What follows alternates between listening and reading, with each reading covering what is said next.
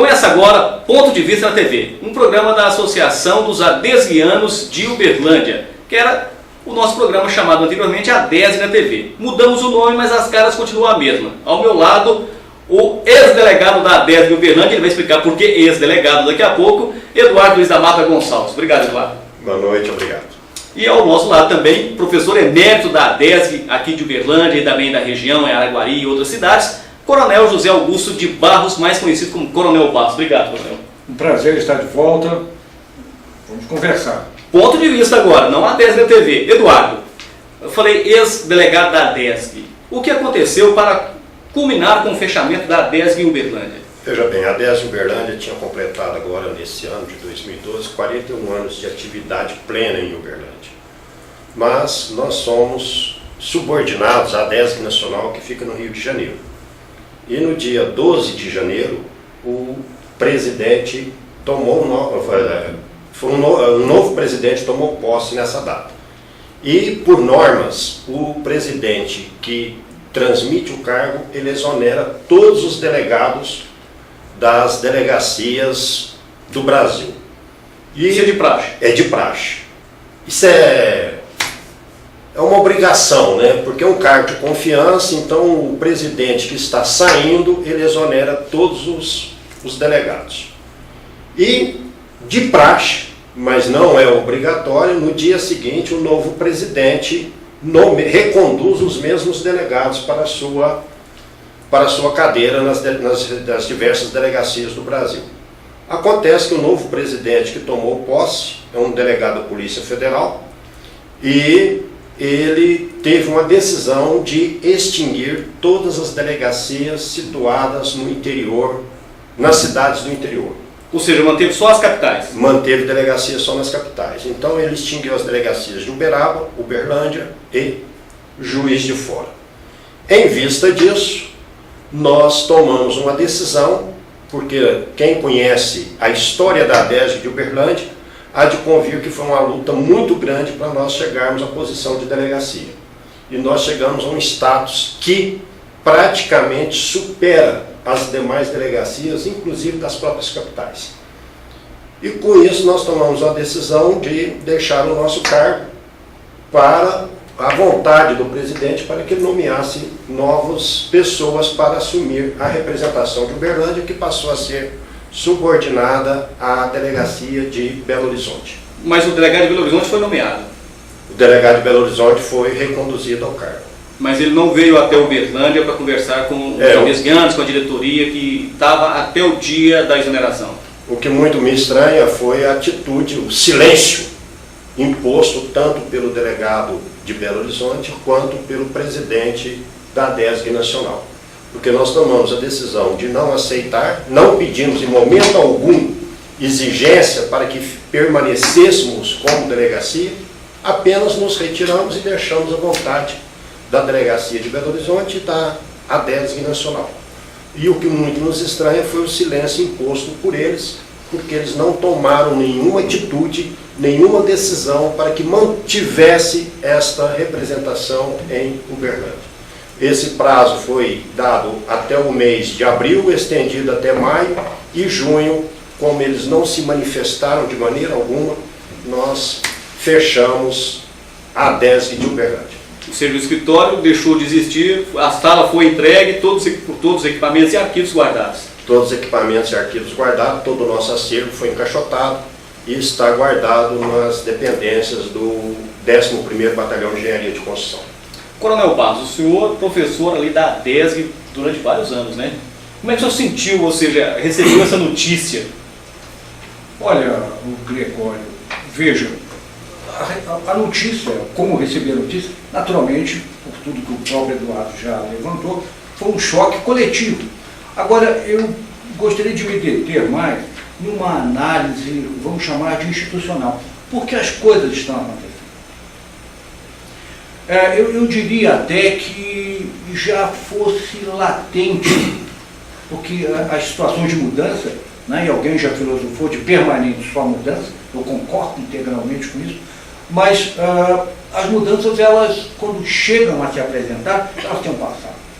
E veja, nós estamos num momento de mudança que é bem característico da história do mundo e da sociedade, mas com um diferencial, composto de várias visões.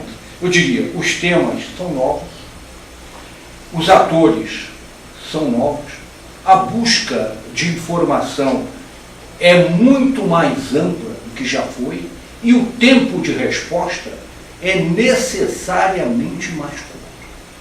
E o que ocorre com as instituições lá fora?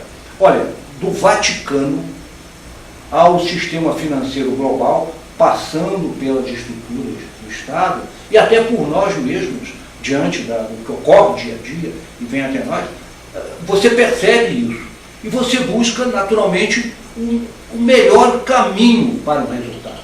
Então, quando vimos, à luz dos resultados que produzíamos aqui, diante desse desafio, que é um desafio, na verdade, global, não é privilégio nosso. E não é uma questão pessoal, não é, Eduardo? Não. Absolutamente não foi uma questão pessoal.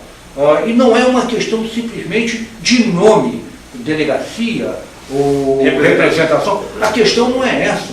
A questão é o entendimento pela qualidade da resposta. Ora, para atender ao desafio que eu genericamente coloquei nas palavras de há pouco, você tem que dar à ponta da linha a capacidade, na medida da própria capacidade identificada na ponta da linha, a possibilidade de responder. O que nós vimos aqui, e essa questão que o Eduardo colocou, é tão somente um parâmetro, né, Eduardo, dentro de uma visão mais ampla, a diminuição do número de horas disponíveis para a atividade. Olha, não é possível, não é possível. Tanto que a expressão do Eduardo, tudo aquilo que foi feito e foi feito coletivamente, foi nessa direção. Okay? Para que se veja, para que se reveja, para que se repense que, à luz da coerência com o momento histórico vivido, essa não é a melhor resposta. Um argumento que particularmente eu desenvolvi, eu mostrei a quem cabe apreciar as nossas informações. Primeiro, que quando foi criada a ADESC, na sua origem, com essa estrutura que agora se ressuscita, não de delegacias assim chamadas, só nas capitais, você sabe quantos municípios existiam no Brasil? Menos de 2.000. Hoje são mais de 5.000. Hoje são 5.643. A população universitária, que é o público que vem participar, dentre outros, mas enfim, quem está no alinhamento intelectual para esse trabalho. A época era da ordem de algumas centenas de milhares, não chegavam a 500 mil. Isso estou me referindo a anos 40, final de anos 40. Hoje, o número de universitários inscritos regularmente são 6.300.000. Ora, se você compara isso, se você compara dados de desenvolvimento econômico, que é ocioso estar tratando disso, poxa, nós estamos correspondendo? Nós não estamos correspondendo. E veja você ainda mais o seguinte, mas não há interesse por parte da sociedade em conhecer a metodologia de planejamento do Estado, que é, como se pode titular, o trabalho da ESG e da ADESC. Crasso erro.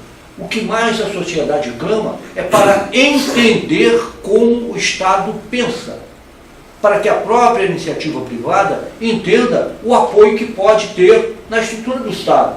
Olha, ou seja, talvez ele tenha tomado, o presidente ou a diretoria tenha tomado por base algumas delegacias que funcionam precariamente, ou seja, vamos acabar com as do interior porque não estão tendo o resultado necessário que a gente espera. Ou seja, seria, ao invés de analisar caso a caso. Perfeito. Mas aí o que faz você? Você estimula onde há sucesso e usa esse sucesso localizado como estímulo às demais. Ora, você não pode congelar uma realidade. Então, o erro que eu vejo, por uma análise distorcida dos fatos, é você querer, é a tentativa de congelar uma realidade. Você não congela uma realidade. O futuro vai te surpreender na esquina. Bom, agora, eu deixo como reflexão última essa nosso primeiro papo aqui o seguinte: a sociedade é quem clama, é quem necessita, é quem busca a oportunidade de refletir e debater. Se isso não é apresentado na medida em que até hoje conduzimos as coisas, a sociedade vai criar outras alternativas. Nós estamos numa cidade com quase uma dezena de instituições de ensino superior que podem produzir a mesma reflexão, e aí eu coloco como apoio e partícipe, como sempre foi, a nossa sociedade maçônica. Então o desafio fica com a sociedade para responder, caso a ADESG continue se omitindo. Por aí que eu acho que a coisa caminha. Eduardo, essa falta de diálogo que ocorreu, ou seja, isso aí, nos últimos anos nós temos visto que a associação em Uberlândia, a Associação dos Diplomatas de Guerra de Uberlândia, a ADESG Uberlândia, ela vinha funcionando bem e a contento. Tanto é que tem aumentado, vinha aumentando ano a ano o número de participantes, e também nos congressos nacionais, nas visitas a instituições do Exército, ou seja, as comitivas de Uberlândia eram superiores em número até de grandes capitais, como o próprio Rio de Janeiro, às vezes, perdeu dentro da própria capital numa reunião nacional de adesguianos. Ou seja, aí é uma coisa a se preocupar e se pensar, ou seja, será que nós temos que fechar realmente Uberlândia ou temos que incentivar a Uberlândia a não produzir só um curso por ano, mas 2 cursos por ano? Olha, Gregório, aí é um caso a se pensar, né? Como você falou, em 2009 a delegacia da ADESG Uberlândia levou 45 convencionais na Convenção Nacional da ADESG. Acontecido no Rio de Janeiro. Superando o próprio estado do Rio de Janeiro, São Paulo, que está ali mais próximo e tudo mais. Então é uma reflexão assim que a gente deve...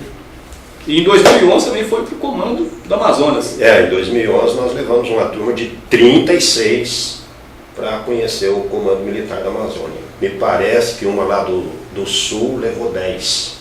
Eu não vou citar o nome para não entrar em conflito, mas parece que uma lá do Sul conseguiu levar 10 adesguianos. Nós levamos 36. Isso aí às vezes choca, né? Porque você fala assim, peraí, nós estamos aqui trabalhando aqui no Rio de Janeiro, em São Paulo, em Brasília, promovendo. E lá Uberlândia, uma cidadezinha que muitas pessoas ainda acham que é bem interiorana, bem pequena, acham, mas por que Uberlândia tem esse número todo? O que está acontecendo ali?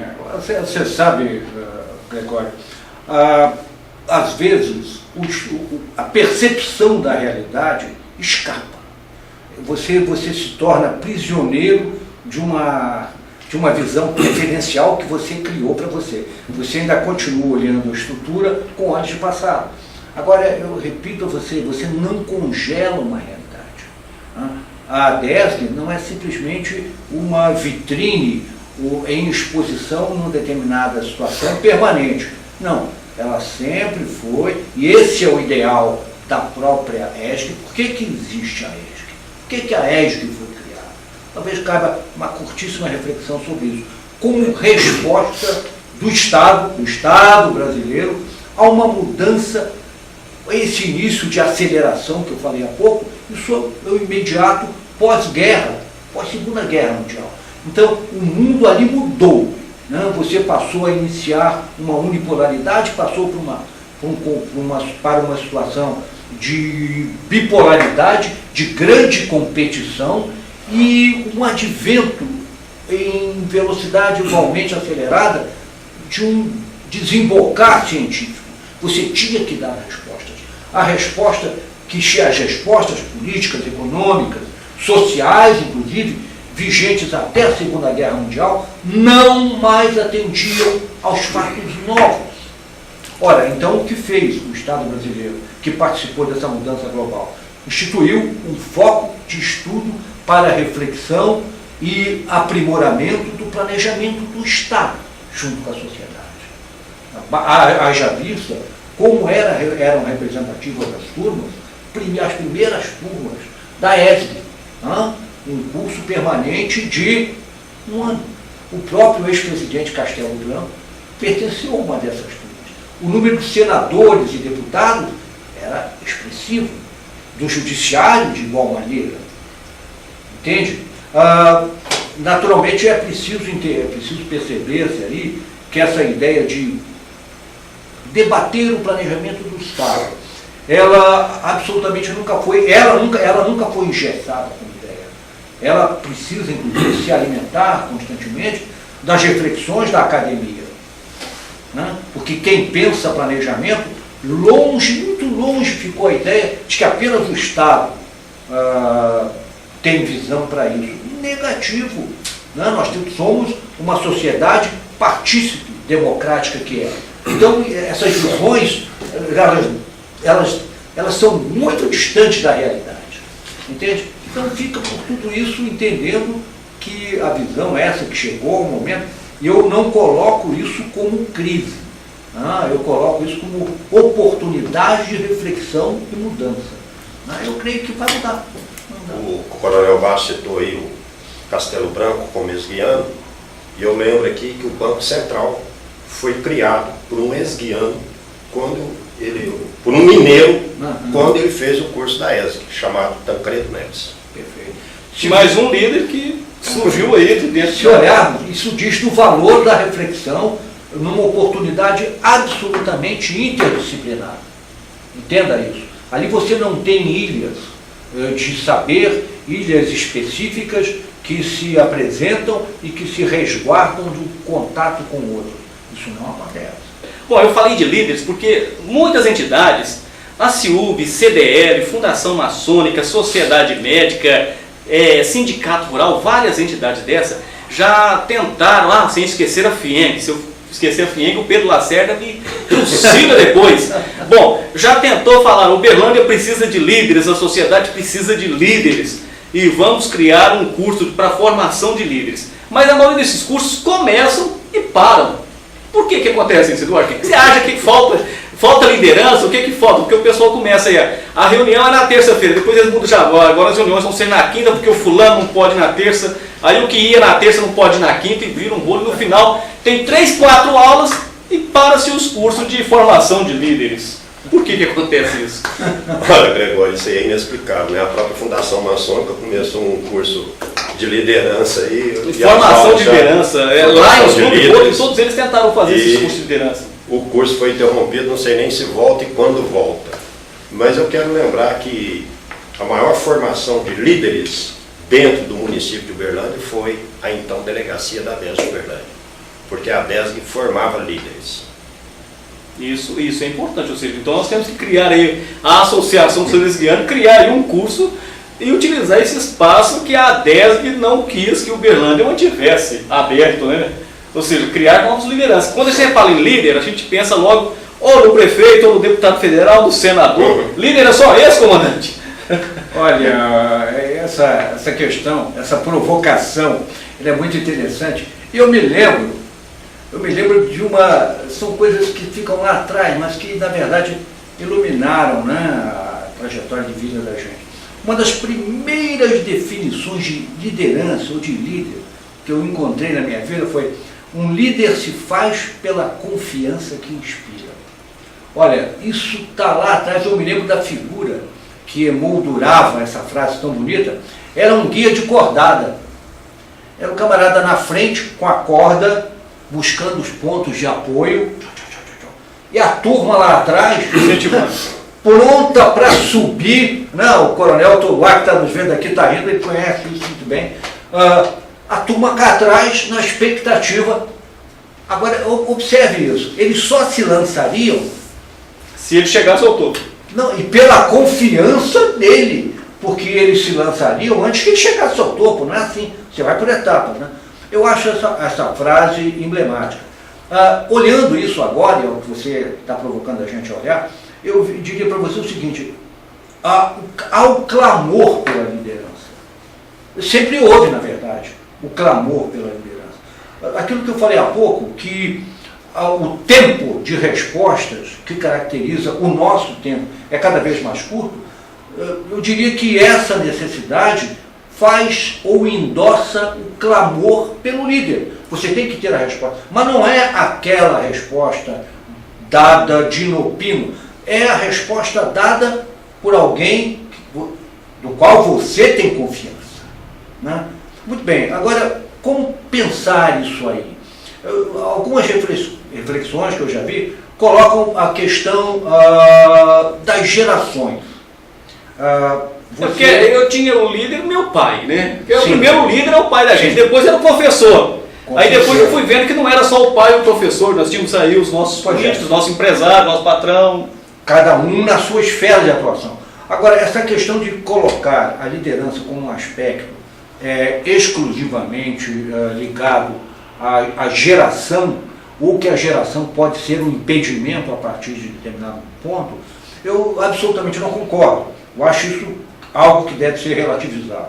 Porque o mais importante entre as gerações, eu não acredito no tal conflito de gerações, por vários motivos, é a capacidade de comunicação. Você não tem crise de geração, você tem crise de comunicação. Esse é o meu entendimento. E o outro aspecto que se levanta como crucial nisso é o fato que você tem uma capacidade de comunicação hoje em tempo real inédita e que só faz crescer. Você tem as redes.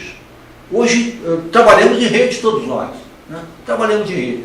Então chega um momento que entre tirar um dente e outro, dá para postar alguma coisa no blog, no Twitter, né, Eduardo? Com certeza. E aí chega aquele momento em que os que seguem podem ser tantos que você começa a se perguntar, ou alguém começa a se perguntar, afinal, aonde nós estamos indo? O que há de verdade nisso? E aí eu recordo e retomo a minha frase de infância lá: um líder se faz pela confiança que inspira. Creio que a necessidade está posta, é um fato em si, acelera isso, ou apimenta essa história, o fato de que o tempo de resposta é cada vez mais curto, os temas são novos, os atores são outros, né? E o tempo e a busca de informação é num tempo muito curto. Então, a exigência está posta. Quando a gente pensa em liderança no município, a gente lembra sempre do prefeito, o cargo do prefeito, e a gente nota-se que no passado, ou nas pequenas cidades, os líderes saem da Câmara Municipal. Uberlândia não, Uberlândia nunca teve, assim, depois do Bicho do Galassi, nenhum outro que foi vereador e depois se lançou a prefeitura de Uberlândia. Isso na década de 70, de lá para cá nós tivemos só pessoas que chegaram na Câmara Federal ou que vieram de prefeituras de outras cidades para chegar ao poder em Uberlândia. Nós teremos, a partir do ano que vem, 27 vereadores, Eduardo, 614 candidatos. Belo Horizonte tem 41 vagas na Câmara Municipal. Betim e Montes Claros, 23 vereadores vão estar ocupando. Contagem, 21 vereadores. E Juiz de Fora e Uberaba vão manter os números baixos. Juiz de Fora, que está no mesmo patamar de Uberlândia, vai ter 19 vagas na Câmara Municipal e Uberaba só 14. São cidades assim que se equiparam. Uberlândia é maior? É. Mas se equiparam em termos de poderio, de política, de tradição política, Eduardo.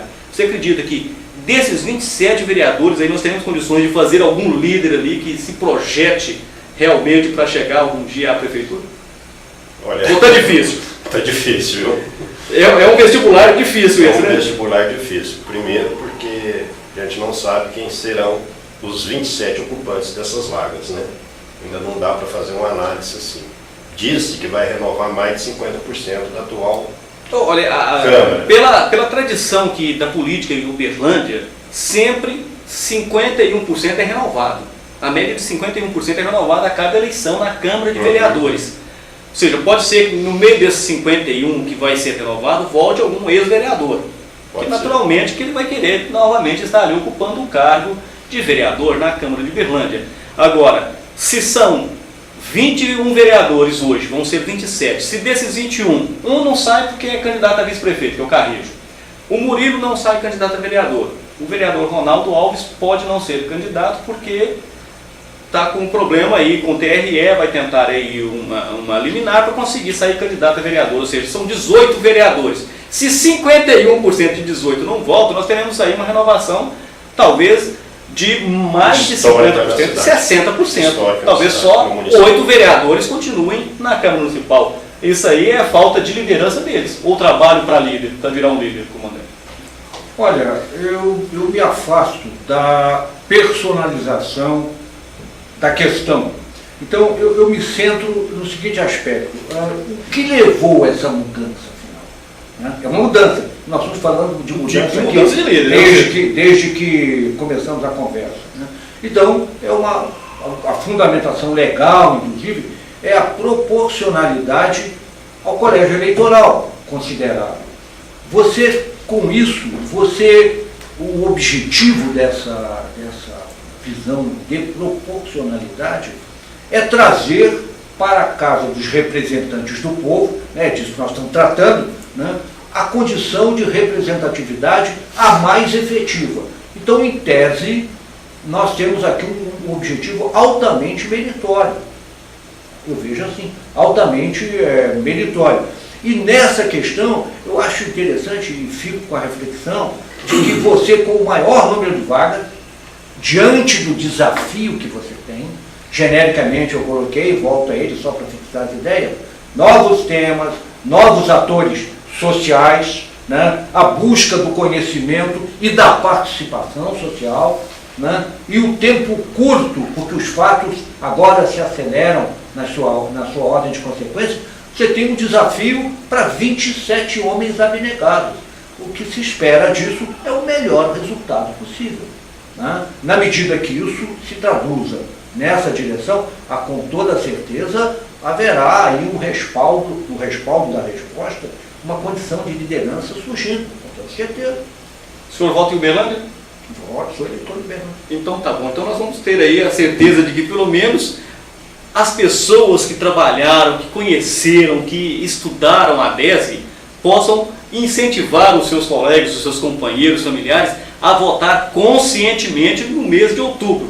Mas antes disso, nós voltaremos dessa bancada para falar um pouquinho. Nós não estamos aqui apostando nem em candidato A, B ou C e nem em nenhum dos 614 candidatos a vereador até agora, porque alguns aí vão desistir no meio da jornada, vão ver que realmente é difícil, que falta dinheiro no bolso para fazer uma campanha. E as propostas, infelizmente, ainda são farinha pouca, meu pirão primeiro. Coronel, muito obrigado pela presença no programa de hoje. Coronel, um prazer, sempre à disposição. Coronel José Augusto de Barros, aqui esteve na nossa bancada. Obrigado, Eduardo. Muito obrigado.